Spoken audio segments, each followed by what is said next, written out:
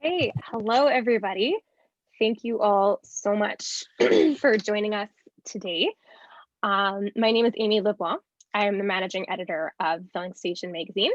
And I do just want to offer sincere thanks for joining us for our digital launch of issue 75.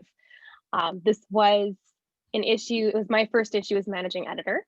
And it was an issue that was fully edited, pieces were selected, everything was done during COVID. So it was our first issue that was ever completed during a pandemic. Hopefully, it won't be the last, that's for sure, but hopefully there aren't too many more that are going to be completed during a pandemic. So we have a ton of really excellent readers tonight. We were really excited and a little overwhelmed by the number of people that were interested in reading at our launch. So we do have quite a few readers tonight, but they're all incredibly talented people, very excited to see what they are presenting tonight. So before we get started, I just want to note that filling station operations take place on the traditional territories of the Blackfoot and the people of the Treaty 7 region in southern Alberta, which includes the Siksika, the Piikani, the Kainai, the Tsuut'ina, and the Stoney Nakoda First Nations, including Chiniki, Bears Paw, and Wesley First Nations. The city of Calgary is also home to Métis Nation of Alberta, Region 3. We do, however, recognize that our attendees are coming from all over the world tonight, so we do encourage you to learn about the places where you live and work. I'm going to pass the mic, metaphorical mic, to Mariam to cover just a couple of Zoom-related things before we get started. Hi, everyone. So I'm Mariam Garali, the creative nonfiction editor at Filling Station this year. And I'd also like to echo Amy's thoughts with regards to the fact that this is our first issue that's taking place during a pandemic. And we're very honored and grateful to have everyone be able to come today. And the beauty of being able to have the digital space is that we can really incorporate everyone from all over the globe. So once again, thank you so much. I'm going to introduce some Zoom housekeeping rules just to keep in mind. So this call is being recorded. And also we would like if everyone can keep their microphones muted, unless if you're going to start your particular reading, but everyone's welcome to also keep their cameras on. We'd also like everyone to be respectful of our fellow readers and attendees. Harassment of any kind will result in you being removed from the call. And a link to purchase issue 75 will be placed in the chat. And I'm going to give this back to Amy so she can introduce our first reader. Okay, I have the pleasure of introducing a reader whose piece was one of my favorites that we read for this issue. Salma Hussain. Her fiction has previously appeared in Filling Station, Other Voices, West Coast Line, and Now magazine. Her novel Noura is forthcoming in 2023. She lives in Toronto. Please welcome Salma. Thank you so much. This is so lovely. I just want to say I'm so honored to be published in Filling Station. I think it's a beautiful magazine. This particular issue is, of course, one of my recent favorites, being that I'm in it and all us lovely people are in it. So thank you very, very much. I'm going to read a short piece. What I wrote in Filling Station is a short story, but this is a short poem. So thank you. My polished shoes. In my father's pale blue sedan, there are dense footprints, scuff marks, remnants of sibling rivalry, attention-seeking activity, fisticuffs in the family car. There are reflections of funny faces and tongues we extend to the other miniature passengers in the back seats of cars shabbier than ours, bruises from a game of leg war that leaves the skin on my legs red raw. The taste of crescent half gibbous full moons we chase race all the way home on starry nights. In my father's pale blue sedan, my father drives with one large sun-darkened hand on the steering wheel. To school and back, lunch boxes banging against bare brown knees, back straight in starched iron scrubbed white button blouses, knees touching wrapped in thin wool blue skirts, and toes curled in shoes so completely banged brush bare of yesterday's dirt and decay. Shoes so meticulously polished shine spit-spat creamy luminous black by him the night before that we can see our curved curious selves in a convex world. To abandoned breakwater shores beaches on hot days so hot they simmer, crack that egg on the sidewalk, watch it sizzle. Days so hot they shimmer, count the number of mirages, mosques, minarets, by traffic lights, buildings, palm trees. Count the beads of sweat glistening in the curves of necks, crooks of arms. It is hot today. Hot, hot, hot, we bellow until we arrive. Swimsuits slapping taut against skin, pink plastic sunglasses with daisy-shaped frames, sandwiches wrapped in saran wrap in lunchboxes and bottled water on the front passenger seat. Never more than 2 hours, 2 hours, 2 hours only, shaping sand turtles' castles running, shrieking from waves, standing with my back to ocean, reversing ebb and flow, watching the blue, white, brown melt, blend, confuse, feeling the world spin, spiral, dizzy, a feeling of such immense smallness that this is the biggest feeling when I am 7 and want to be 9. Want to be my sister, my best friend, my bitterest foe. Want to live on this beach, eat from this car, have this man who polishes 7 and 9-year-old shoes with such a raw tenderness every night be the only man in my life forever. But 2 hours, 2 hours only. So 2 pairs of sandy 7, 9-year-old feet skip into the back seat, toweling granules of beach sand out of the crevices between toes, nails, giggling giddily, sponging up the last few minutes of weekend beach laughter. We know there is still time for ice cream after. There is always time for ice cream after. My father stops at the closest store and we stand on tiptoe, arms arcing right into the freezer, feeling for the perfect ice cream bar. Small hands gripping cold bars, peeling back the paper, hesitant licking, then the first few bites hurriedly melting in our mouths before our father has even paid the tired, bored, amused, quiet clerk. Such delicious heat. There's always a drive to beaches on such delicious days. Thank you.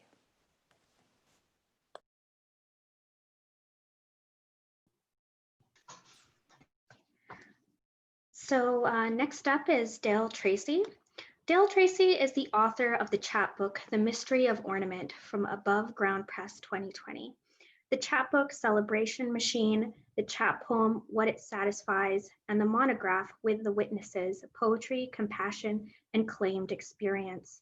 She received an honorable mention in Kalamelka's Press 2019 John Lent Chapbook Contest, and her poems have appeared in print and online publications like The Goose, Touch the Donkey, Gatherings, Doucet, and Charadier.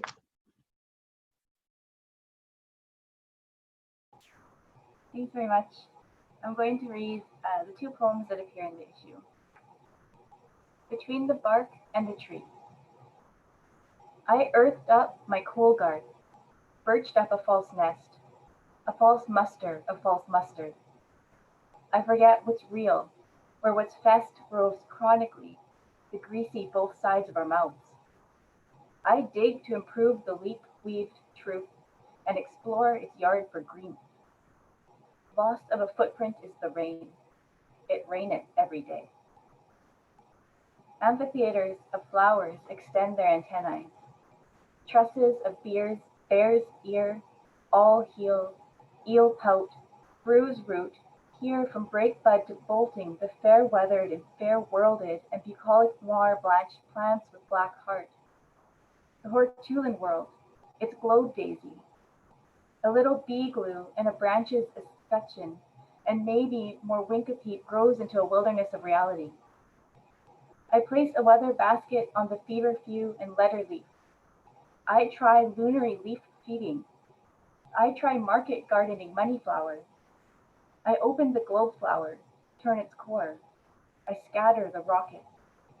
I wear the ornamentals and the mask flower, black and scarlet. I wear the false impression of the plant pheasant's eye. A creeping plant buries its naming stick and the apple cook. And the other poem is After Apocalypse. In the world all, missing mass ablates reality, and all the animates breathing. My wone is the water. I'm a live wight, kept from the overworld. In a field of coronaries, I humanate, but my hypothetical crown braids astroplankton. I hold the regain of my water world, heavy in my nexture with moisture. The macroback sky is naff with jealousy for lake top. I see mackerel in spaces dark, and my descrial is my uprise. The invisible vegetative calls me to my new home, calls me breather of new creatureship. Thank you.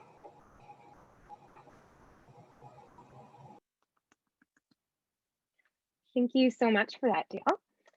Our next reader is Laura Zacharin, who's the author of Common Brown House Moths, which came out with Frontenac House in 2019. She was longlisted for the 2020 Gerald Lampert Award. In 2018, she completed her creative writing certificate at the University of Toronto School of Continuing Studies and was a recipient of the Marita Namat Award for Poetry. Her poetry has appeared in The Fiddlehead, CV2, The Malahat Review, Prism, and Juniper. She lives in Toronto. Please welcome Laura. Hi, thanks for having me. Thank you, Filling Station. I'm going to read two different things. The first one is part of what was published in Filling Station. It's a 5-part poem. I'm going to just read, it's going to read 3 short poems, and then I'm going to read something completely different from my book. I'm going to start out with White-Throated Sparrow, and the epigraph is from the Boreal Songbird Initiative, and it actually describes the song of the white-throated sparrow, which probably most of us have heard somewhere. And it's song, a clear whistled, poor Sam Peabody, Peabody, Peabody, or sweet, sweet Canada, Canada, Canada. Habitat, song you a clear whistle, song you a morning whistle, song you rocky shield, rocky outcrop, song you river morning, hot bright white. Song you under cover and in dense, in hide, in breeding ground. Song are you in beaver pond, disturbed pond areas. Song you and in tree line, thick as woodlot edges and hedgerows, in weedy fields and rocky outcrop. Song I wake are you, poor Sam, poor sad, sweet, sweet. Feeding behavior. Forage in the day, apple, maple, oak buds, beech buds, insects, spiders, millipede, centipede, fruit and seed, ragweed, smartweed, grape. Feed you forage I 9 days, white stripe, tan stripe, learn to fly, loose flock, fly at night, insect, spiders, forage I never not told you home, song, song, roosting ground. In summer, small bushes, lower portions, stems and leaves, centipede, fruit and seed. And the meadow, first light green and wet and bright, glance of whistle, song, song, oh poor sad, sweet, sweet. Nesting. Eggs lay are you, songbird, heavy, light, blue-green eggs lay are you, nest of grass, in root, in moss, in undergrowth. Nest are you in borealis, sparrow, nest of sparrow, white-throated, poor Sam, sad, sweet. Nest is I of sparrow, southeast Yukon to the salt, maritime Great Lakes and Atlantic. I never said I wasn't coming back. I said I was through Boreal and Maritimes and South. Song, a clear whistle. Song, song I, like bird sparrow, clear whistle I, in undergrowth, under, or in undergrowth. I said I was.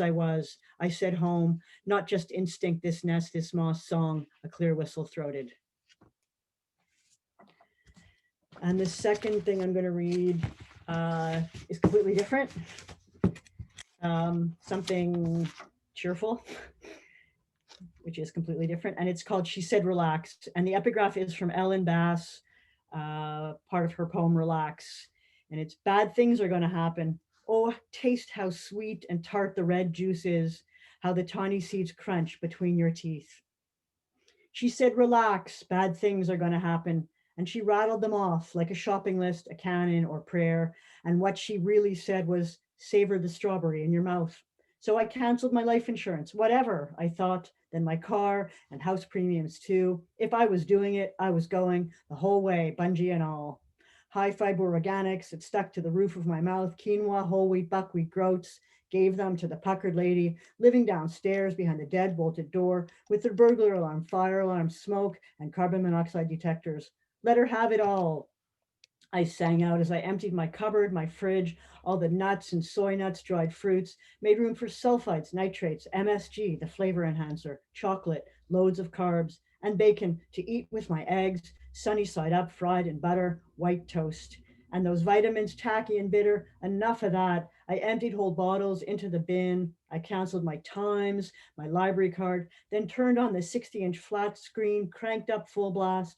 Bachelorette, Jersey Shore, Love Island, no more complicated plots, no more Masterpiece Theater or Washington Week in Review. I bought shoes with no tread, left my yak tracks at the curb with a sign that said, free, use at your own risk. No grip, slip sliding, skidding everywhere, ballet on ice. Said goodbye to my clunky bike helmet, ugly flower pot upside down. I want to feel the wind through my hair, pedals spinning out, hands and feet in the air, no bell, no light, down the hill and through the intersection, mouth full, chin dripping, sweet berry in the middle of rush hour. Thank you. Wow, that was amazing. I think that poem has a totally different context now with COVID. I was like, yes, I definitely want to turn the volume of the TV all the way up and watch my reality shows. So next is Karla Comanda. Karla Comanda is a poet, translator, and editor based in Vancouver, born and raised in the Philippines. Her poetry has been published in Room, Poetry is Dead, Grain, and others. In 2019, she taught Filipino youth the craft of poetry and the history of poetry in the Philippines in the Singang Araw Writing Workshop series. Hi, magandang gabi, and thanks for having me. I'm just going to read one poem, and just to contextualize it a little bit, the poem is about an overseas Filipino worker named Mary Jane Veloso, who was sentenced to death by the Indonesian government for drug trafficking in 2010. And as of August 14, because of COVID-19 affecting Indonesia and the Philippines, the most recent news has it that she's finally able to testify against her recruiters to put her in this situation, but I don't have any more recent news than that. So this poem is called Last Minute. Mary Jane, you know what happens when you're poor. Every day a preparation for a burial you can't afford, an admission of guilt, even before they slap you with deportation orders or death in 3 bullets, a doormat to suck up the blood from the shoes of those who make rules for people like you. Luwalhati sa Ama, sa Anak, at sa Espiritu Santo, because a miracle saved you from the firing squad, a reprieve for a testimony. You are a Lazarus who didn't die, your son's unprepared to see you alive after the papers printed your obituary. She was a domestic worker duped into carrying drugs in her suitcase. Mark Daniel bumped his head from jumping on the bed, a new moon, a placeholder for the one he sees every night but can't jump over. Now, everyone says your mother has no utang na loob since she cried, mic tight in her hands and snot on her philtrum, how they waited until you surrendered your soul to God. She watches everyone die on the 6 o'clock news, prays you would come home soon. No choice but to be grateful, kapara noong unang-una, ngayon at magpakailanman, magpasawalang hanggan. Thank you.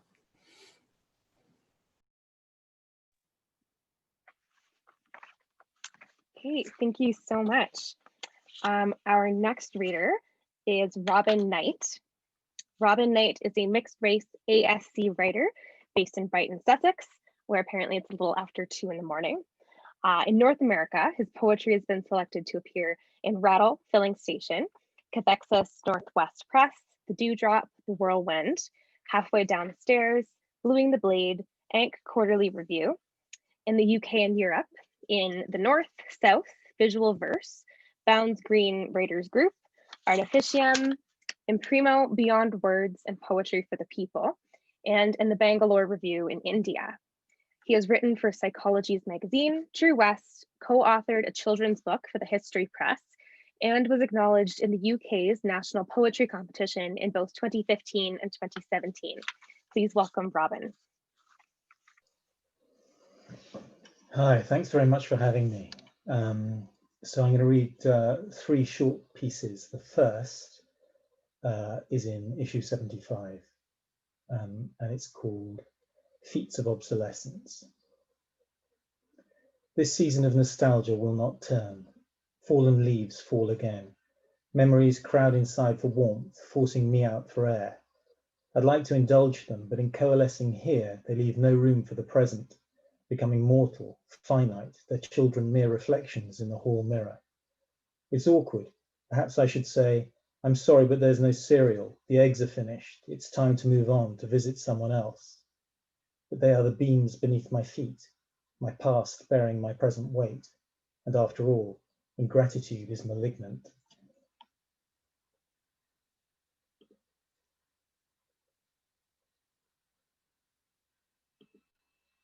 This second piece is called Stalin Died Last Night. Last night I dreamt I was Stalin, hiding in the apartment of friends, rushing to get packed before the secret police caught up. My bag wasn't big enough. I upended it, started over, stuffing it only with vital things. Even then I hadn't packed my best hat or the novel I was reading. I took too long, knocking at the back door. I left my book, my best hat, and ran on my toes to the front. I could feel the renouncement of my hidden concealers, the betrayal of the creaking floor. The snow glared through the windows in the hall. There they were, 6 of them, watching me through the panes. Nothing remained but to unbolt the door. Their leader smiled beneath his limp moustache, his demeanor kind but official like a pediatrician. In a gentle voice he asked if I had brought some work. No one hurried. There we stood, on the threshold, death itching in the silence. History states that Stalin didn't die in the Gulag, and he didn't. He died in my sleep last night. And finally, this piece is called Our Lady of Corona. Hail Mary, full of grace, Mother of God, Mother of angels, Sacred Virgin, knower of unknown unknowns, arbiter of the end of the beginning, let it be. Let it be, for no man is an island, and I am a Berliner.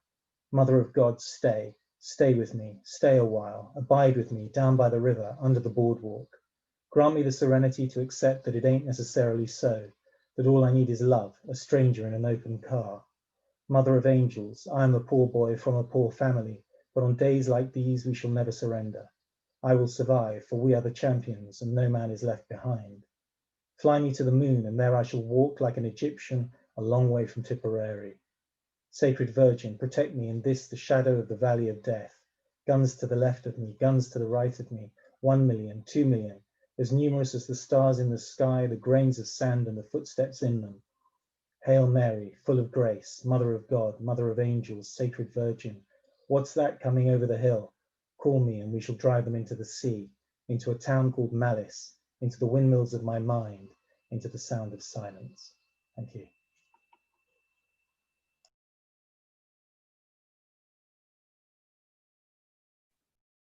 Thank you so much, Robin. Up next is Kate Henderson. Kate Henderson is an entertainment lawyer who lives with her family in Toronto, Canada. She's the author of a collection of short stories, a novella, Dogleg, and a novel, You're All Right.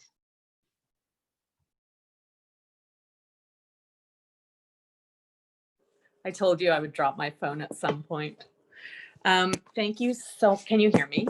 Thank you so much for including me in this issue. It's beautiful. All the writing is just amazing. I was blown away. I'm just going to read 3 short segments from my story. So there'll be parts missing in between, but at 4:45 a.m. on February 7 this year, there was a fire at the home of Mr. Albert Rowe and Mrs. Muriel Rowe. The investigation into the cause of the fires is yet inconclusive. The preliminary report indicates that Albert was the first to wake up, and he ushered his wife through the mudroom and carried her into the back garden. Fresh snow had fallen overnight. There's a description of Albert's heavy and clear footprints, then Muriel's tiny, where he set her down. He might have survived, except that the couple owned a coterie of 17 rescued domesticated birds housed in 12 cages. Albert went back in, Muriel in silent assent, to open each little door. They couldn't have been certain where the birds would go in the ice, but the alternative was unbearable. All 17 slim tenants flew out panicked across the field, far above Muriel's upturned face and out of sight. Albert did not reemerge. Remaining in place until help came, Muriel said to the first firefighter who approached her that the birds' feather bellies looked like smoke in the glow. It appears the flock headed straight over the crest of the hill to the first dim light they could glimpse. Yellow from the kitchen window of the row's nearest neighbor, our client. They'd gone from fire to bitter cold. Maybe they thought they'd circled back home. Remember, the assembly was stricken and the window, of course, closed. I'm sorry to report that all 17 birds smashed in succession. Our client was up early with the tea kettle in hand. There was the sound, the bang, bang, bang, like a shower of rocks thrown by hooligans. And then he realized these were living things. He recoiled back into the counter behind him, then fell to the ground, sustaining a heavy blow to the head. By way of background, our client is afraid of birds, not clinically ornithophobic, but deeply unsettled. His brother explains that Elliot is and always has been unsettled about many things. Open skies, television screens, small talk, for example. I've scheduled a supplementary telephone conference with Charles for further detail. The upshot is that until February 7, Elliot had kept his disquiet in check, worked, walked about, and was no more than a weird, nearly friendless citizen. Those salad days are over. Yada, yada, yada. While it may be difficult in our case to show that the defendants acted with intent to do harm, I raise the following particular. Mr. Baker indicates that his brother had infrequent but somewhat personal conversations with Muriel Rowe, his closest neighbor in cold farmland. At first, Elliot assumed she didn't like him, but after 15 years out there, he figured they'd become friends, or acquaintances at least. They talked mostly of books. She knew about Elliot and birds. He told her, I don't know how long ago, that in childhood he found a baby burrowing owl huddled in a corner of the front porch in daylight. The owlet didn't appear to be injured, but it did seem to be suffering a very small out-of-body experience. It followed Elliot into the house and took shelter on Elliot's dresser, with none of the reserve one might expect from an owl, staring at him as if petitioning for answers. And then there's footnote number 8. Other friends have flown before. On the morrow he will leave me as my hopes have flown before. Poe, Edgar Allan, The Raven. Though unnerved, Elliot became convinced that his own nervous presence was integral to the creature's survival. The owlet, after several weeks, was gone. Had you let him go? Muriel asked. Footnote 9. But she no longer asked it maliciously in her old way, but sadly, as though in the meantime she'd come to know the malice of the world, compared with which all one's own malice fails and becomes senseless. Kafka, Franz, The Castle. And then the end segment. I defer a review of defenses to my next memorandum, but in my opinion, we could succeed technically in an action for negligence or negligent infliction of mental distress. We must be mindful of the sympathies. We would be suing a widow whose husband died. Well, heroically is not a stretch. Our client merits sympathy too, I concede. Footnote 11. When Elliot was almost 2, his father caught a lake trout and his mother steamed it whole in parchment paper with butter, onions, and diced celery. As his father carved in at the gills, Elliot whispered, "Sorry, fish." But the role of plaintiff is an unsightly one. Footnote 12. Sometimes we're just screwed. Wagner, Kurt, publicly known as Lamb Chop, My Blue Wave. That's it. Thank you. Thank you so much, Kate. This is one of my favorite short stories I've probably ever read, The Footnote. Oh, so thank you for sharing that. Thank you so much. Our next reader is Emma Pickering, who is an Ontario writer, feminist, and online entrepreneur. Currently living in Lekwungen Territory, Victoria, BC, Emma primarily writes prose and poetry that experiments with form, feminism, and strong elements of fabulism. She is a volunteer at the Malahat Review, and her short story, Nadir, was shortlisted for the UK-based Online Writing Tips Short Fiction Prize in 2019. Please welcome Emma. Thank you, Amy. I just had the one piece published in this issue, which was a short creative nonfiction piece, and it's called Body Haunting. I once met a ghost who transferred his nothingness to me. You'd think nothingness would feel light, less than a whisper empty, not there. But it was all I noticed once I had it. His nothingness penetrated my every thought, waking and dreamed, an inescapable gravity of burdensome significance. It was February, the month of love, when I met the ghost. He was unsuspecting, as most ghosts are. You can't see them until they want you to see them, and then it's too late. I felt no sense of danger as the ghost flickered into the room, which was full of warm bodies and emptying bottles, endless chatter and laughter. I couldn't see him yet. He was nothing after all. But I felt a sudden, biting chill. I thought nothing of it, and my senses left me gradually with every passing sip. First, the brain to limb movement, then sight, then sound. Even my dreams couldn't be roused that night, my subconscious too intoxicated. All I remember was a black abyss. I went to sleep seeing and feeling nothing, dreamt nothing, and woke as the embodiment of nothing.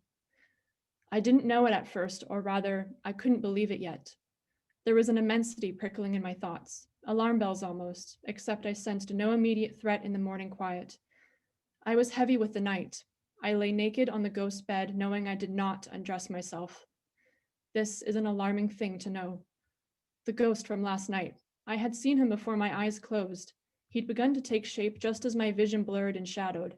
He'd kissed me, laughed with me even, teased me, removed things. In my mind, another figure materialized. When I studied him, he reminded me of the ghost. His form was the same, eyelashes the same, his broad shoulders, his lips. There was the distinct memory of his breath smelling like the drinks we'd shared. The prickling grew stronger. Knowledge buried alive inside me clawed frantically toward the surface. The weight of it struck me, so heavy, too grown up. Instinct told me this knowledge was threatening. It would be the emptying kind if I let it up. I knew it as soon as the face in my mind's eye sharpened. He was my date from last night. Not just last night, my date of nearly 5 months now. Leftover drink raged behind my eyes. I roused an exclamation. The two of us becoming drunk, so drunk we passed out after removing our clothes. I prayed the scenario was an actual memory. Besides the missing clothes, there was nothing obvious to suggest a physical breach. I felt between my legs, dry. I clung to that detail. I left his house and went about my day as I normally would, but I still could not shake the heavy feeling from that morning upon seeing my own naked body. Over and over, I countered the heaviness with that one detail, dry, dry, dry. Later that evening, I stepped out of the shower and bent over to dry my legs. I glimpsed a part of my body I hadn't yet seen since the previous night. High up on my inner thighs were clusters of small circular bruises, their size and shape the same as fingertips. I turned my thigh outward to get a better look, studied the foreign markings on my body. When I finally straightened and wiped the fog on the mirror, my reflection was barely there. That new weight I'd felt all day as I napped, ran errands, walked the dog, the heavy emptiness that couldn't be placed or touched or seen, now sunk deeply into my bones and psyche. That knowledge inside me clawed back towards the surface, but it did not stop this time. It burst suddenly into the open, gasping for air. It flourished and foraged all of the fissures of my existence, mining soul and leaving nothing. Every aspect of my life was breached. I knew things about my body and about the world that I didn't want to know and could not unknow. I saw others like me, suffering from the same ghostliness, empty and weighted down by an unjust despair. I felt it stretch into my future, thick and overflowing, merging into the far off and unseen.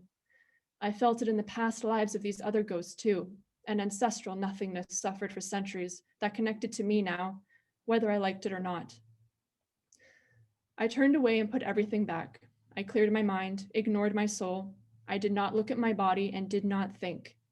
I suppressed the heavy nothingness until it was a mere prickling once again.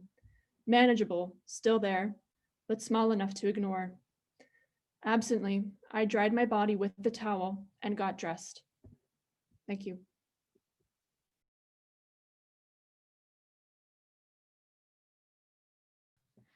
Next up is Maddie Beaulieu. Maddie Beaulieu is in the second year of her combined honors degree in English and art history at the University of Alberta. Her creative and academic writing has been published in Shameless, Grip, and Node magazine, as well as Periodicity Journal. Please welcome Maddie. Hi, everybody. Thank you so much. I'm going to read a very short poem of my own, and then because I wrote a review of Jordan Abel's book Uninhabited for Filling Station, I'm going to read a little bit of Jordan's work. I figured if he's the Subject of my review, he should be the subject of my reading too. But I'm going to start with a little poem of my own, which is called Bond. In the morning, water wakes me. It wanders, and words spin ripples in my brain and the edges of my fingernails. Sharpness breeds in my riverbeds. But I dreamt chalk dragged chalkboard across a linoleum floor, that flowers bloom and sleep where rough voices sat the day before, where they spoke. And in the morning, water wakes me. I taste my tongue, and it tastes of chalk. I'll read a couple of Jordan's poems. I reviewed Uninhabited in Filling Station, but these are from Engine, which came out in 2016 from Talon Books. He played Engine in God's country, where boys proved themselves clean. Dumb beasts who could cut fire out of the whitest sand. He played English across the trail where girls turned plumb wild, garlic and strained words through the window of night. He spoke through numb lips and breathed frontier. He heard snatches of comment going up from the riverbank. All engines is people first, and besides for this buckskin, why we even shoot at them, and seems like a sign of warm, dead as a horse, friendship, and time to peddle their eyes, to lean out and say the truth.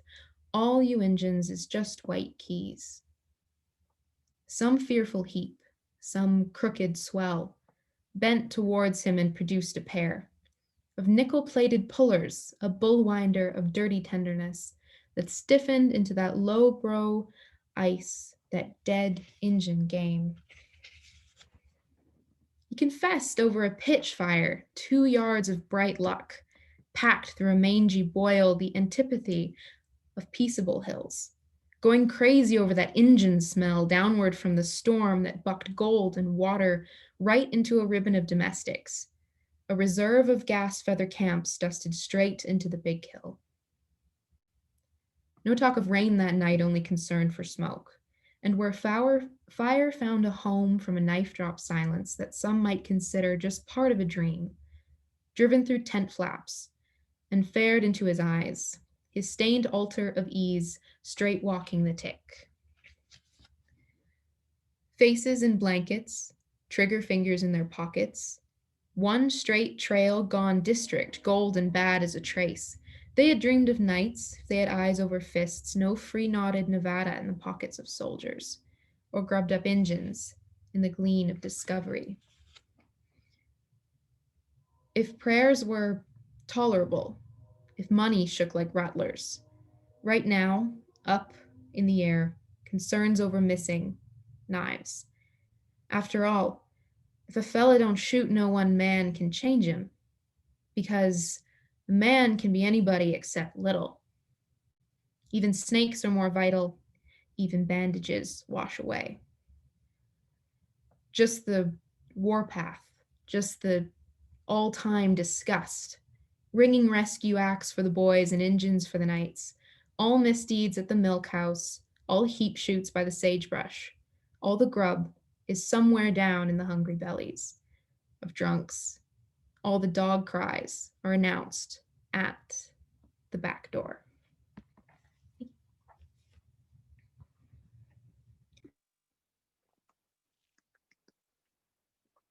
Okay, thank you so much, Maddie. We're big fans of your work and of Jordan Abels. That was wonderful, thank you. Our next reader is SM Djock, who lives with her husband in St. Paul, Minnesota, where she received her MFA in creative writing at Hamline University in the spring of 2020. Speculative fiction is her primary genre. Her novelette, Red Rover, was selected as a semi-finalist in L. Ron Hubbard's Writers of the Future contest, volume 37, first quarter. A short story of hers appears in Untethered, a Magic iPhone anthology by Cantina Publishing. Thank you. I'm reading my piece from the issue, edited a bit for length. Recipe for, sorry. Am I on? You're good. Good. All right. Recipe for a youth-obsessed culture. Ingredients: 1 whole chicken, 3 apples, 1½ tablespoon sea salt, 1 cup nuts, ½ teaspoon cardamom, 2 tablespoons caraway aquavit, 1 online search for red sorrel and birch syrup, 1 trip to a store with rose mulling on the sign and dollar horses in the window for help finding emergerus and cloudberry jam. In a far corner of the 9 worlds, the Aesir slumber. Their sleep is the century-long rest of the self-satisfied, the rest of those who are unaware that their power is waning. Instructions. Number 1, preheat oven to 375. 2, remove giblets from chicken, pat chicken skin dry. Try not to think about those other birds, the eagle, for instance, or the falcon. 3, toast nuts in pan on medium-low heat. Stir frequently and watch constantly for nuts burn quickly. Feel their turmoil and desperation as they crisp and release their oils. Remember your own terror that time when, no, stop, the nuts are done. Cool before grinding. 4, the apples gleam from their spot on the counter. But wait, it is not time for them yet. 5, mix 1/4 teaspoon of the salt with the cardamom, birch syrup, and aquavit.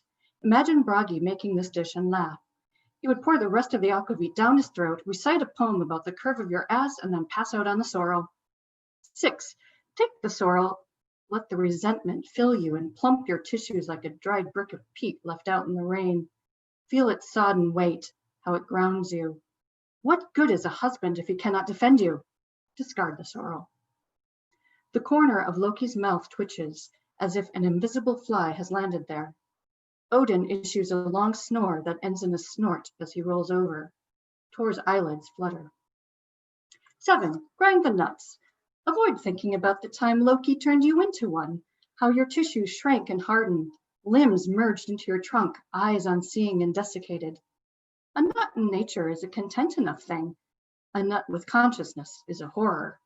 Such a nut feels a falcon's talons clasp it, senses the empty air beneath, knows of the dangerous pursuit, but can do nothing. 8, prep the chicken by mixing a tablespoon of the spice mixture with the emergerus and stuffing inside chicken. Mix another tablespoon with more salt, loosen the skin, and spread mixture directly onto the meat. Reflect on the expression, to get under one's skin. Loki comes to mind again. That seaside party thrown by Agar where Loki insinuated that you were sleeping with your brother's killer. You smiled prettily, as was expected of you. Take a deep breath now as you feel the acid splashes of injustice burn through your chest and gut. 9, chicken cooks faster in pieces rather than whole. Grab the cleaver and get hacking. 10, why should you be the one always kept behind the walls? Your imprisonment benefits only those who reign over you, who hold the reins, who reign on your parade. Spread the cloudberry jam over the chicken pieces. 11, take the apples and her fingers brush the taut skin of the apples, so smooth and unblemished, much like her own. Delicate fingers caress the tender skin around her eyes, unlined after millennia, and the apples of her cheeks, plump with dewy youth. So this is what they prize and covet?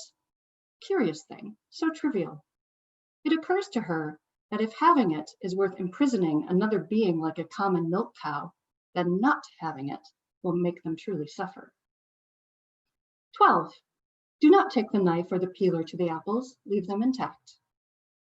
Godly eyelids flutter open and eyes dart around, searching for the source of unease. Nothing is visibly wrong, but when each god attempts to rise, their bones creak and groan as if Asgard itself were about to collapse. 13, throw the gods be damned chicken in the garbage. Reflections show graying skin and thinning frost-brittled hair. Flesh sags and voices that once commanded legions now quaver with frailty. The gods weep as they realize their importance has turned to impotence. 14, grab the apples and run to the nearest forest. There, hold the apples high in the air, twirl about in your newfound freedom, then bite into an apple and let its tart sweetness soak into your cells. In a far distant land, the humans who are already old feel the cold breath of their waiting graves. The ones with a few decades behind them feel the world's gaze slip past them. Yet they take this invisibility as a sorrow, not a power. So they turn to peddlers of ointments in vain attempts to return them to what they once were. The ones who are young rejoice in their unearned beauty and revel in the new power that has surged within them. They see merchants peddled their wares towards them. They see envy etched on lined faces. Everywhere they look, they see themselves reflected endlessly in mirrors and screens. They do not understand that the power they feel now will flicker and fade, leaving them as it leaves all who breathe, except you. 15. Throw your head back and laugh at what you have cooked up. Now that you are heated and ready, all will serve. For you alone are Edom the ever young. Thank you.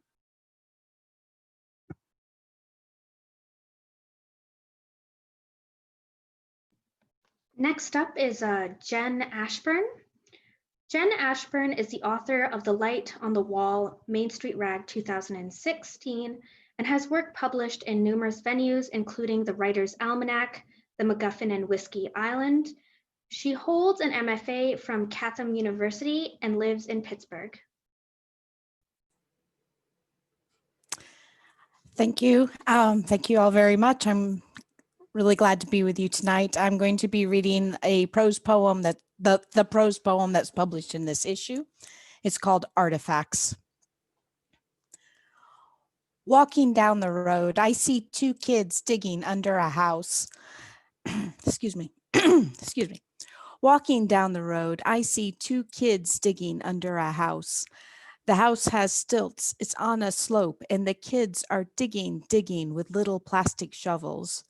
They're archaeologists. You can see their imaginary headlamps bursting like pimples from their foreheads, dirt rings in the baby fat of their corpulent necks. Hey, stop that digging, I say, as I strut by in my ankle boots and wild curly hair, in my tight jeans and wide hips and don't mess with me scent. Give us a bigger shovel, they say. Bring us a wheelbarrow. But I keep walking. They are incessant in their demands. Bring us a crane, tie our shoes. We need juice boxes. Soon they're running, sneakers plod popping on. I apologize, I've been very ill. I'm just going to take it from this last stanza. Soon they're running, sneakers plod plopping on the chip seal, pottery shards in their chubby hands. Give us a pickaxe, they say.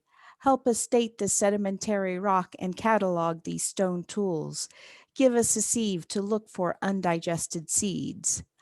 Knock it off, I finally scold. This will bury you. I am astonished when they start to cry. We want answers, they say. We live in terrifying mystery. Who left the burnt ash in that fire pit? What body once held this twist of worn shoulder bone? How can we find the thumb that rubbed the gold off this teacup handle when each stratum of earth is so full of dead weight? Thank you.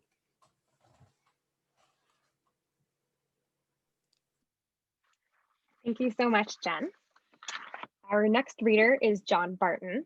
John Barton's 26 books, chapbooks, and anthologies include Polari, For the Boy with the Eyes of the Virgin, selected poems, Seminole, the Anthology of Canada's Gay Male Poets, We Are Not Avatars, essays, memoirs, manifestos, and The Essential Douglas LePan. In 2020, he will publish Lost Family with Signal Editions and The Essential Dirk Wynand with Porcupine's Quill. Born in Edmonton and raised in Calgary, he lives in Victoria, BC. Please welcome John. Thank you very much. It's been great listening to everybody.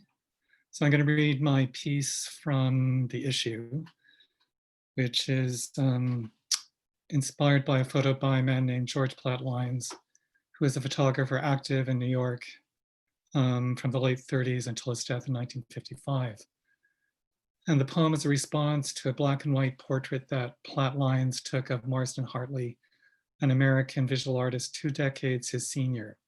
The photo was taken in 1943, the year that Marsden Hartley died.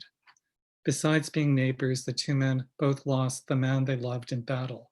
Hartley's a German officer who died in the trenches of World War I, and Platt's friend lost in North Africa in World War II. In the poem, I have Platt Lyons describe the painting that Hartley made in memory of the man he lost. And the poem is called Pieta. Cold casts shade from us. Penumbra is immenser than we are, doubling us against the blankness of any wall we turn to locate behind us. Our cast off doubles as they grow, coupling us, coupling with us, ever calmer inside the changing frames. We hope changing walls will tender us. Hartley, 2 years shy of Pearl Harbor and the winter before he died. Borrowing a tiny studio I sublet next to mine, to sleep and paint in when desire lured him to a flamboyant New York of mislaid youth and a prostrate imagination from Maine. Gray landscape, it snowed into his pensive eyes. Dissonance,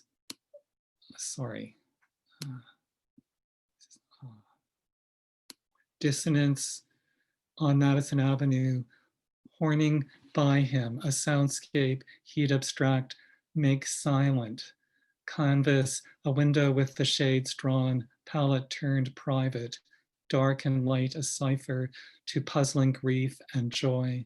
His paintings, time capsules, and I loved what our apartness and fellow feeling echoed when drunk nomadic talk reconnoitered the last war, his war, and the German officer he had lost, the picture plane, his mourning size to more than human scale, not of a bloodied, unwashed body, aloof as Carrara marble, betraying likeness and a love, but in black distemper, a whitewash of patchwork symbols he liked to have warmed the coffin with, if how we were barred had let him. Chin straps and epaulettes, an iron cross, brave buttons, lounging, longing to be unbuttoned, his man's age, an acrostic of 2s and 4s, billowed into illegible, unconsummated folds of wind-roused colors, his cavalry carried into battle, Marsden stuck, sitting old man old under my lights, face chalk above an alert bow tie and dated 3-piece suit, beaten eyes trained to brood past my shoulder, knees wide in a canvas chair with arms he'd rest his own on, head rocking forward into a hand propped up when asked to hold it still, at sea in thought, cigarette half-mast, the mouth shut as I tried my settings. Studio void of bric-a-brac, the nimbus I wished to kiss about him, a silvered evanescence, above shoulders registered in dusk, the slender man he'd once been, I had him cast, colossal and shadowy as cautions none ignore, a stringency of love not to be regained, my war ongoing, my AOL assistance, my AWOL assistant, like his lieutenant, killed far too early in a sortie, fleeing my lust for men he wore till it fit him not. On my skin, his exposure and after image, blurry ambulance he drove, blitzed by the Luftwaffe Alamein, any lens in drilled, dry-eyed focus on this dazed confrere awaiting insights flash, asked to look abstracted, but aching to invoke the young man in somber civilian dress I posed, unlit on his left a few feet back, a pieta we each longed to drape unwounded on our laps, but could not, the same age, both of us, when they would die without us. Thank you. Thank you so much, John. Next, last but not least, is Erica McKeen. Erica McKeen is a writer, organizer, and teacher, originally born on London Township Treaty Territory, otherwise known as London, Ontario. She is a Poetry London board member, assistant editor at the Thames Review, and the co-organizer of LOMP Reading Series. Her work has appeared or is forthcoming in the Dalhousie Review, Long Con Magazine, Manola Review, and elsewhere. Her first novel is forthcoming with Invisible Publishing. Welcome, Erica. Awesome. Thank you so much for the introduction, Miriam, and thank you, Amy, and everybody else from Filling Station for hosting such a lovely launch. It's been such a joy to listen to everybody read this evening. So I'm just going to read my creative nonfiction piece that's featured in the issue called Circumspective Limbs. The Rat. I was laughing hysterically. There was a twist somewhere in my stomach, my bladder. A sound and sensation close to a burp burst at the back of my mouth. I had never watched anything die, remember. I didn't know what to do. So I brought the rat, which was dying in my hands, downstairs to my dad, who was doing work in the basement office. The rat's mouth was opening and closing tiredly.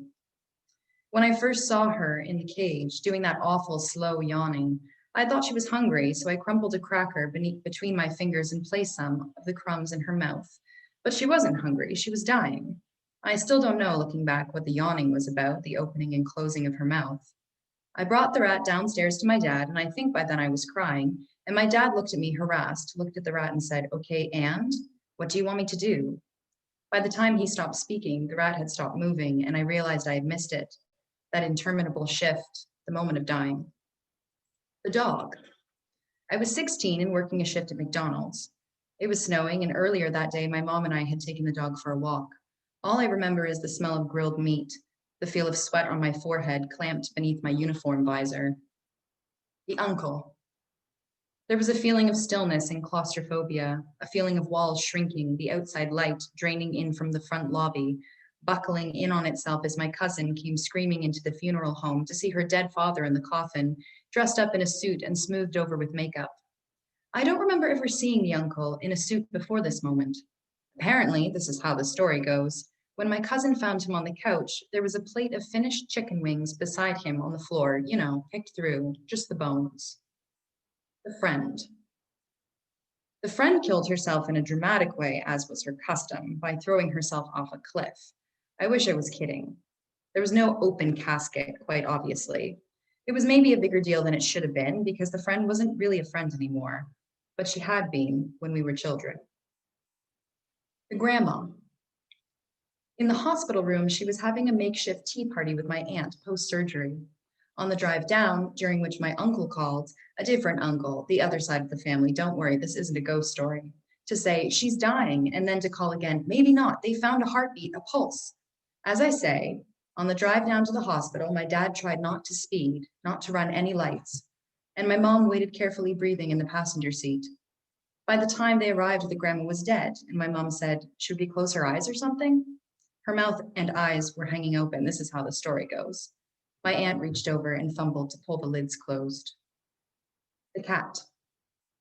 It was only a month later, the cat stopped peeing in her litter box. My mom called the vet to the house to put her down. By this time, we were all very tired and didn't like the thought of a clinical space for the poor thing to die in.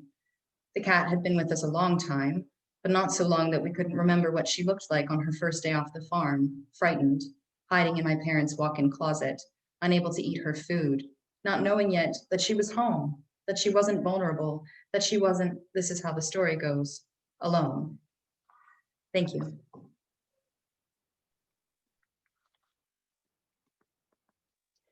Thank you so much, Erica. And thank you so much to all of our readers tonight. Can we just get a digital round of applause for all of our readers? And thank you so much to everyone in the audience today that decided to join us and spend your Thursday evening with us. Just a reminder that we will be posting a recording of this launch in the next few days on our website and on our different social media platforms. Before I pass things over to Miriam to wrap up, I wanted to give the opportunity for if any of the readers wanted to ask any other readers questions about their work, or if any of the audience members had questions that they wanted to ask. I wanted to provide that space if anybody had any thoughts that they wanted to ask.